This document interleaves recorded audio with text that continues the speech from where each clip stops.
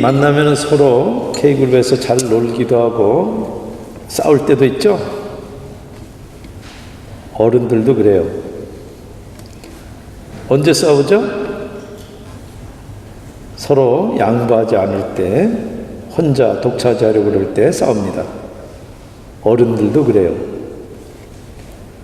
아이들은 싸우고도 다시 잘 놀죠. 어른들은 안 그래요. 한번 싸우고 나면은 잘 안 놀아요. 그런 건 어른들이 오히려 어린이들에게 배워야 돼요. 근데 어린이들은 언제 싸우죠? 양보할 줄 모를 때, 자기밖에 모를 때 싸워요. 여러분이 귀한 것처럼 다른 사람도 똑같이 귀하게 대해주면은 절대 싸울 일이 없어요. 영어 잘하는 한국 분이 계셨어요. 이름만 대면 다 아는 분인데, 기자들이 사실인지 물었어요. 그랬더니 나는 영어만 잘하는 게 아니라 잘하는 언어가 또 있어요. 거짓말도 잘해요. 사람들이 배꼽 잡고, 이상하게 제가 농담을 하면은 아무도 안 웃어요. 우리 교회에서는. 배꼽을 잡고 웃었지만 그분의 겸손함에 모든 사람들이 고개를 숙였어요. 겸손하니까 자기를 디스하면서 농담을 할 수가 있는 거예요. 왜냐하면 자기가 너무 크게 보이고 자기가 너무 중요하면은 절대 이런 자기를 디스하는 농담이 나올 수가 없어요. 근데 우리가 어떻게 겸손할 수 있죠? 오늘 잠언 3장 31절부터 35절까지 서로 한 절씩 세 번역으로 지금 됐죠, 집사님? 예, 같이 한 절씩 서로, 제가 먼저 홀수절, 여러분들 짝수절 읽고 마지막 절 같이 읽겠습니다. 폭력을 휘두르는 사람을 부러워하지 말고 그의 행위는 그 어떤 것이든 따르지 말아라.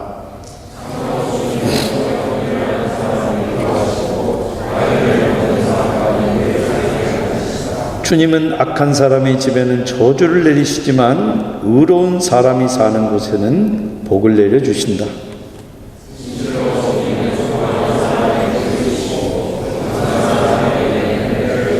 35절 같이 읽겠습니다. 지혜 있는 사람은 영광을 물려받고 미련한 사람은 수치를 당할 뿐이다. 같이 잠깐 기도하겠습니다. 하나님, 지혜자가 바로 이 땅에서 하나님의 하나님 되심을 인정하는 사람이 지혜자입니다. 우리가 그렇게 하나님의 하나님 되심을 인정하며 겸손하게 우리가 마땅히 서야 될 자리에 서는 그런 지혜로운 사람들로 살아가도록 우리를 도와주세요. 예수님의 이름으로 기도합니다. 아멘. 사람이 타고 달나라에 간 첫 번째 우주선이 아폴로 11호입니다. 제가 고등학교 1학년 때, 1학년인지 2학년 때 달 착륙선이 이 달에 내리는 것을 흑백 TV로 봤어요. 닐 암스트롱, 에드윈 올드린, 이 사람들이 달 표면에 발자국을 남기는 동안에 마이클 콜린스는 달 궤도를 돌고 있었어요. 사령선이라고 그래요. 그것을 사령선을 타고 28시간이나 혼자서 복잡한 계기판들을 조정하면서 돌았어요. 사령선이 달 뒤로 갈 때는 마이클은 어둠뿐이에요. 왜냐하면은 달이 빛을 가리기 때문이에요. 닉슨 대통령이 암스트롱 선장에게 당신들 덕분에 하늘나라가 인간 세상의 일부가 됐어요. 그때 마이클과 교신하는 사람은 없었어요. 달 뒤편에서는 지구하고 교신도 안 되기 때문이에요. 온 세상이 암스트롱과 올드린을 주목하고 대통령과 통화할 동안에 마이클은 그것마저도 볼 수 없었어요. 마이클은 그때 경험을 이렇게 기록했어요. 나는 지금 혼자다. 정말 혼자다.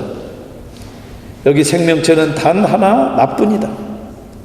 달 저편에는 30억과 2명이 있지만 이 편에 누가 있는지는 주님과 나만이 안다. 이 강렬한 느낌, 두려움도 외로움도 아닌 깨달음과 기대, 만족감과 환희에 가까운 이 느낌이 나는 좋다. 나중에 기자가 물었어요. 섭섭하지 않습니까? 그러니까 말거리, 아폴로 계획의 99%를 같이 했으면은 그 정도면은 충분합니다. 여러분들이 좋은 일 하는데 남들이 모르면 속상하죠? 안 그래요? 나도 그래요. 여러분은 안 그런가 본데 나는 그래요.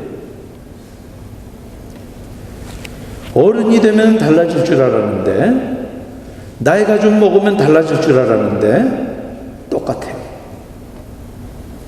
아마 죽을 때까지 안 될 것 같아요. 사람은 누구나 다 주목받고 싶어요. 근데 사람은 몰라도 주님은 아시죠? 그리고 또 누가 압니까? 내가 알잖아요. 그게 가장 중요해요. 그것만큼 우리를 충만하게 하고 그것만큼 우리를 만족스럽게 해주는 게 없어요. 우리가 그걸 정말 깨닫는다면은 주목받지 못해도 속 끓거나 우리가 그것 때문에 속상해할 이유가 없어요. 여러분들 지혜에 딴 이름이 있는데 겸손이에요. 어리석음에 딴 이름이 있는데 교만이에요.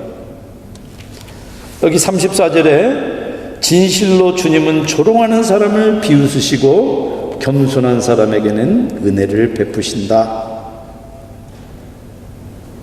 조롱을 누가 하죠? 교만하기 때문에 조롱해요. 그런데 주님은 그 조롱하는 사람을 조롱하세요. 비웃는다고 표현한 게 조롱한다는 얘기예요. 그래서 교만하면 망해요. 그런데 바로 그 조롱하는 사람이 그 교만한 것을 이용해서 교만한 계획이 틀어지게 만들어요. 그래서 조롱하면서 잘난 척하는 사람은 자기 교만 때문에 바로 자기가 잘하는 그것 때문에 함정에 빠져요. 그래서 교만하게 내버려둬서 스스로 무덤을 파는 것을 우리가 역사에서 수도 없이 볼 수 있어요. 히틀러나 스탈린 같은 독재자일 뿐만 아니라 우리 주변에서도 종종 볼 수 있어요. 여러분들 조롱하는 사람은 주변에 충실한 충고에 귀를 틀어막고 그래서 자기 함정에 빠져요. 그래서 죄인의 길에 들어서고 오만한 자리에 아예 주저앉고 거기에 자리를 잡아요. 주님의 진리와 교훈을 가볍게 여기기 때문이에요. 내 경험이 맞지, 내가 아는 게 맞지, 하나님 말씀이 성경이 밥 먹여줘? 마치 주님이 안 계시는 것처럼 말하고 계시긴 계셔도 저 멀리 계시니까 자기 마음대로 살고 주님의 도리를 조롱하는 게 다 교만하기 때문에 그래요. 조롱하는 사람은 하나님이 그냥 내버려 두세요. 하나님의 것 도둑질하고 이웃을 속여도 벼락이 떨어지지 않잖아요. 술술 잘 풀리기까지 해요. 그래서 조롱하면서 자기 무덤을 파도록 버려두시는 것이 하나님이 조롱하는 사람을 다루는 방식이에요. 다니엘이 포로로 붙잡혀간 바빌론에서 느부갓네살 왕의 꿈을 풀어줘요. 다니엘서 4장 25절 번역을 새 번역으로 제가 읽을게요. 임금님은 사람에게서 쫓겨나셔서 들짐승과 함께 사시며 소처럼 풀을 뜯고 하늘에서 내리는 이슬에 젖으실 것입니다. 이렇게 7대가 지나간 뒤에 임금님은 비로소 가장 높으신 분이 인간 나라를 다스리시는 것과 누구든지 그의 뜻에 맞는 사람에게 나라를 주신다는 것을 깨달으실 것입니다. 그렇게 꿈을 풀어줬어요. 그리고 절대 이런 일이 왕에게 일어나지 않기를 원합니다. 그랬는데 왕이 왕궁 지붕에 올라가서 성을 굽어 내려다 보면서 다니엘서 4장 30절에 이렇게 말을 해요. 세 번역으로 읽을게요. 내가 세운 이 도성, 이 거대한 바빌론을 보아라. 나의 권세와 능력과 나의 영화와 위엄이 그대로 나타나 있지 않느냐.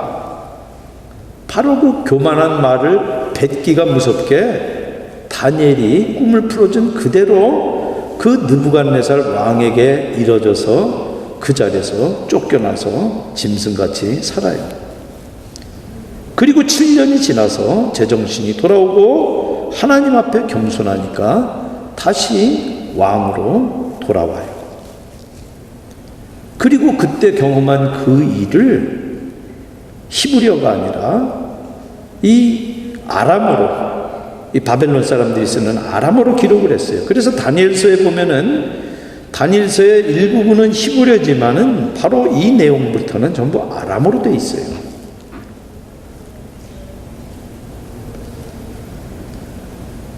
여러분, 혹시 주님 앞에 교만해서 주님 의지 않고 여기 지금 느부갓네살처럼 내 업적과 내 돈 봐라 하지 않으세요?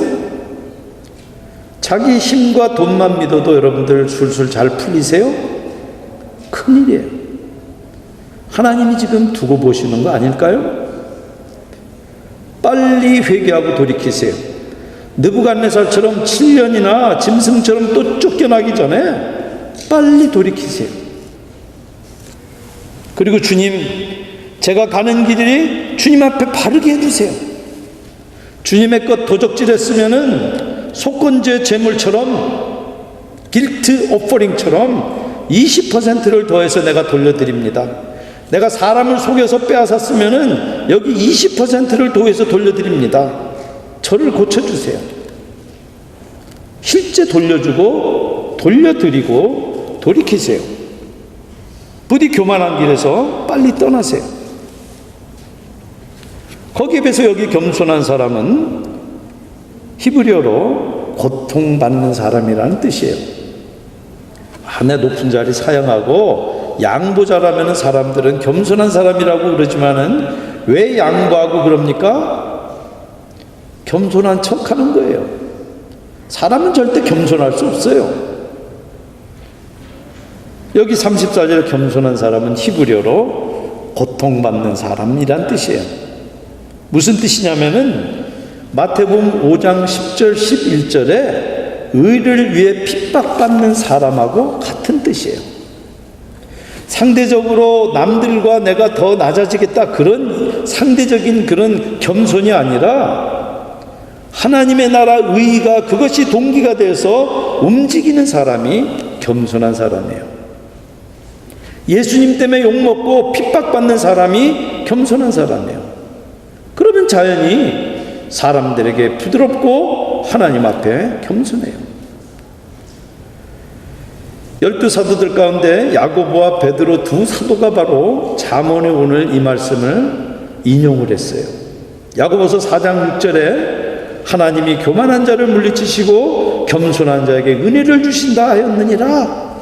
그러면서 뭐라고 거기에 더하냐면은 하나님께 복종하라, 마귀를 대적하라. 겸손을 그렇게 얘기를 해요. 겸손하고 하나님하고 마귀하고 무슨 상관이 있어요? 겸손은 사람의 인격적인 성품이 아니라 영적인 성품이기 때문에 그래요. 하나님에게 복종하고 하나님께 속해 있지 않으면은 그건 다 교만한 거예요. 마귀의 손아귀에 있는 거예요. 그런데 여기 어떻게 겸손하라 그럽니까? 야고보 사도가 주님을 가까이 하라. 그러면 주님이 가까이 하시리라. 여러분 손을 깨끗이 하고 여러분들 여러분들 돈과 하나님을 두 주인으로 함께 섬길 수 없어요. 하나님 한 분만 한 주인으로 모시고 깨끗하게 섬기고 하나님 앞에 낮추세요. 그러면 하나님께서 높이세요. 그렇게 겸손한 지혜로운 사람은 설령 사람은 몰라봐도 하나님은 아세요. 하나님이 아시고 내가 알면은 다예요. 그러나 미련한 사람은 자기를 알려서 높아지려고 안달복달해요. 근데 35절 한번 보세요. 미련한 자의 영달함은 수치가 되느니라. 이거는 옛날 번역이에요. 여기 영달함이라는 말은 지위가 높고 귀하게 됨. 국어사전에 그렇게 돼 있어요. 속된 말로 출세한 거예요. 미련한 사람은 설령 출세해도 그 높아진 자리 때문에 더 미련한 것이 드러난다는 얘기예요. 그런데 교회를 어지럽게 하는 그런 분들은 평신도 때는 몰랐는데 직분을 받고 나니까 본색을 드러내서 그냥 그분은 그 직분을 안 받았더라면 오히려 나았을 뻔한 일이에요. 사랑 여러분, 절대 자기 자랑하고 스스로 높아지려고 하지 마세요. 하나님이 높여주기 전에 높아지면은 그것은 패망의 지름길에 들어선 거예요. 근데 성도에게 바랄 게 뭡니까? 우리 주님이 아시고 인정해 주시고 그리고 영광스러운 면류관을 씌워주는 그것보다 더 귀한 것이 성도에게 있어요? 허접스러운 이 세상, 명예, 안목의 정욕, 육신의 정욕, 이생의 자랑, 그 부질없는 거 쫓지 마세요. 시선을 하나님께 고정하세요. 우리 주님을 겸손한 사람은 은혜를 베푸시고 조롱하는 교만한 자는 하나님도 조롱하고 비웃으세요. 겸손은 주님으로 가득, 교만은 자기로 가득해요. 겸손은 주님만 의지해요. 교만은 자기와 돈만 의지해요. 겸손은 주님만 자랑해요. 교만은 자기 자랑만 해요. 겸손은 마음이 커지고 교만은 머리만 커져요. 겸손은 나보다 상대를 낮게 여기고 교만은 언제나 자기를 낮게 여겨요. 겸손은 그래서 섬기려 하고 교만은 섬김 받으려 들어요. 겸손은 분수를 아는 것이고 교만은 분수를 모르는 거예요. 겸손의 대표가 바로 우리 주님이시고 교만의 대표가 바로 마귀예요. 여러분들 겸손하면 만족과 기쁨, 평안과 즐거움, 그래서 지금 여기서부터 천국을 사는 거예요. 그러나 교만하면은 불안과 공포, 불만과 열등감 속에 이미 지옥을 사는 거예요. 그런데 겸손은 겉으로 내가 겸손한 모양 하는 게 아니에요. 속 사람이 바뀌어야 돼요. 그래서 우리가 주님께 도움을 청하는 수밖에 없어요. 주님 사랑하는 수밖에 없어요. 그래서 베드로전서 5장 5절 6절에 베드로 사도가 뭐라 그럽니까? 젊은 자들아, 이와 같이 장로들에게 순종하고 다 서로 겸손으로 허리를 동이라. 하나님은 교만한 자를 대적하시되 겸손한 자들에게는 은혜를 주시느니라. 그러므로 하나님의 능하신 손 아래에서 겸손하라. 때가 되면 너희를 높이시리라. 그래서 4세기 교부 어거스틴은 겸손은 모든 은혜와 영예를 담는 그릇이다, 이렇게 얘기를 했어요. 겸손이라는 그릇에만 사랑과 존경과 축복이 담겨요. 겸손한 사람은 어디 가나 그 겸손을 통해서 사랑받고 존경받고 축복을 나누는 복의 근원이 된다는 뜻이에요. 그러나 교만하면은 결국 모든 것을 다 잃고 말아요. 여러분들 The Great Smoky Mountains나 아니면은 Rocky Mountains에 가면은 울창한 숲이 있습니다. 그 숲에는 100m도 넘는 나무들도 빽빽해요. 근데 산 정상부에는 그렇게 큰 나무가 없어요. 산마다 정상부에는 상대적으로 작은 스프루스, 그 가뭄비 나무들이 겨우 자라요. 바람이 몰아쳐서 자랄 수 없기 때문이에요. 그래서 목재로 쓸 수 있는 나무는 구하기 어려워요. 그런데 바로 그 가뭄비 나무는 바이올린의 재료가 돼요.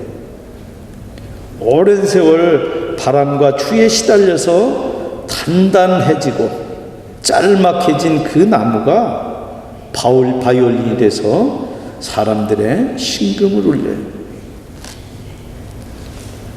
그래서 테네시 대학에 있는 어느 분이 스트라디우스 바이올린이 왜 그렇게 소리가 좋은가 연구했는데 그것이 이런 상관관계가 있다고 주장을 해요. 과학적인지는 잘 모르겠어요. 겸손한 분은 그런 가뭄비나무 같아요. 겸손을 통해서 사람의 심금을 울려요. 예수님은 하나님이신데도 이 땅에서 한 번도 하나님 대우 받기를 원치 않으셨어요. 겸손하게 아버지의 뜻에 복종하셨어요. 그래서 하나님이 사람이 되시고 십자가에서 사람의 죄를 대신해서 죽기까지 겸손하게 복종하셨어요. 그래서 믿는 사람들의 소망이 생겼고 본받을 모델이 생겼어요. 근데 저와 여러분은 하나님 아니잖아요. 그러니까 우리는 당연히 겸손하는 것이 맞아요.